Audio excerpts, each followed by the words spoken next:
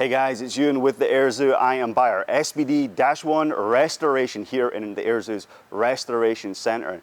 Look at the fantastic work they've been doing to the floor of this aircraft.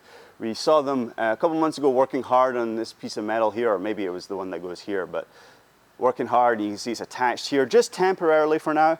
We've got to go and soda blast this entire SBD before we attach it. You can see a lot of the repair work we've been doing here, just making sure to get that aircraft as structurally secure as possible before we kind of start putting it back on its gears. Talking about gears, look at that.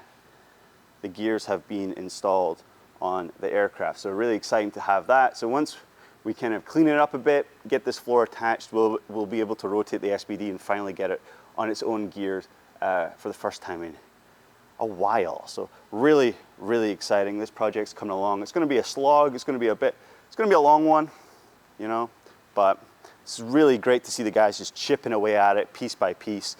Historic aircraft, the only remaining SBD-1 in the world.